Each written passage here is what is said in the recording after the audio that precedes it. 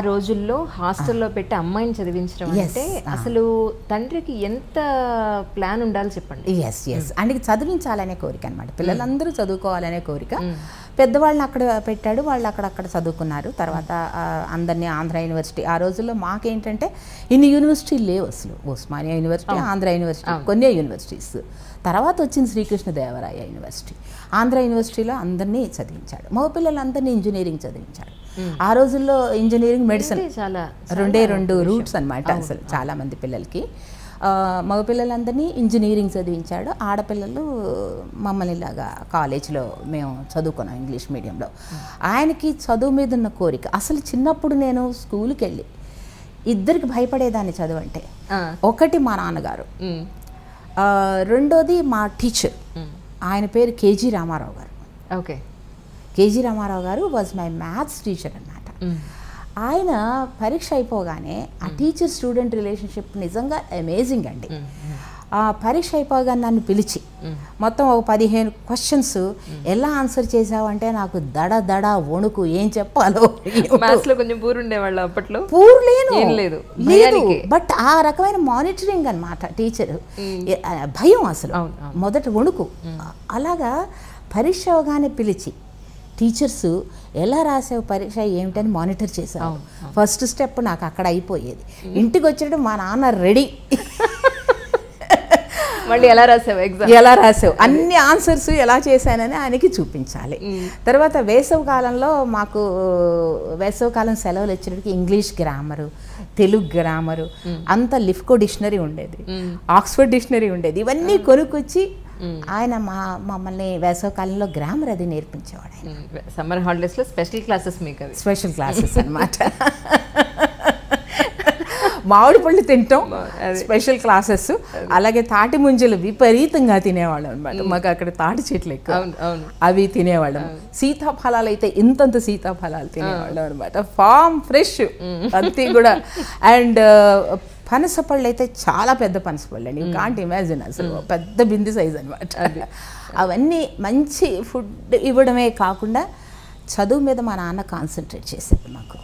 అది ఈరోజు what ever I'm today because of the foundation laid by my father when I was young. అదొకటి. రెండవది ఏంటంటే ముఖ్యంగా ఆఫీసర్ అనేటప్పటికీ అది యథాలాపంగానే జరిగింది. ఇటువంటి పరిణామంలో వచ్చిన అమ్మాయికి కెరియర్ అంటే zero knowledge, absolutely no knowledge. చదువు అంటే చదవటం, అన్ని చోట్ల గోల్డ్ మెడల్స్ తెచ్చుకోవడం అంతే. ఆ రోజుల్లో చదివే వాళ్ళకి స్కాలర్షిప్స్ ఇచ్చేవారండి, మెరిట్ స్కాలర్షిప్స్ అనేవారు వాటిని. అది ఆ మెరిట్ స్కాలర్షిప్స్ నాకు ప్రతి సంవత్సరం కూడా ప్రతి క్లాసులో వచ్చేది. అంటే starting from A 5th class I remember I use to get 500 rupees per annum. ఆ రోజుల్లో 500 రూపీస్ అంటే ఇస్ అ బిగ్ మనీ, సంవత్సరాల క్రితం. ఎస్.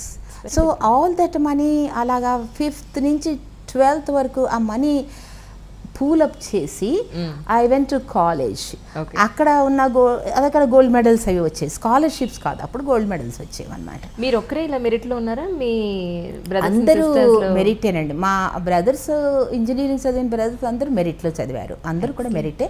ఒక బ్రదర్ ఫార్మసీ, ఆయన అందరూ మేము మెరిట్లోనే సీట్లు తెచ్చుకున్నాం. Otherwise we had no influence at. మేము we come from such a rural background. అసలు మాకు ఎవరు గైడు లేదు, ఏమి లేదు. Only by merit we were getting seats అనమాట, అడ్మిషన్.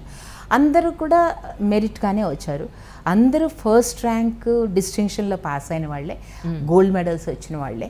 ఆ రకంగా మేబీ నాన్నగారు చెప్పిన ఇది ఆ చదువుకోవడం అనేది ఆ రోజుల్లో ఈ ఇన్ఫ్లుయెన్స్, ఎక్స్టర్నల్ ఇన్ఫ్లుయెన్స్ అంతగా లేదండి.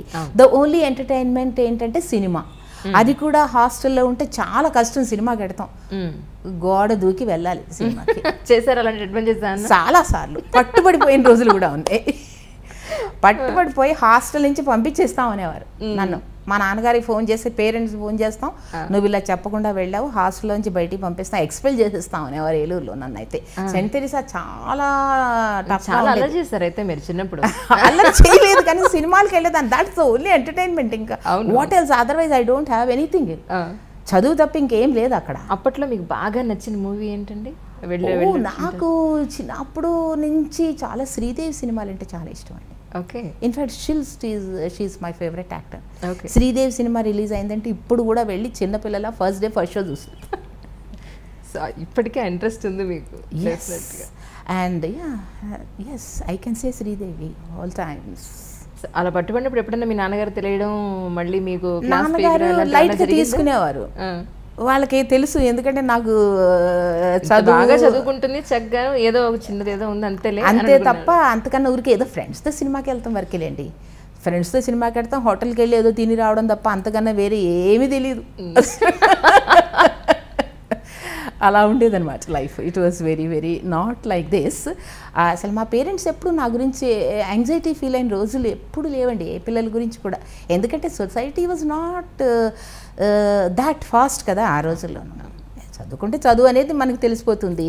మహా పెడితే సినిమాకి వెళ్తాం, హోటల్కి వెళ్ళి తింటాం, ఇంకా where else to go, there is no other place to go.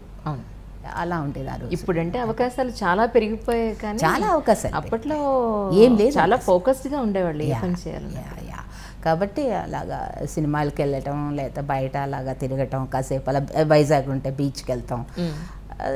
It was I enjoyed equally my student life. I fully enjoy.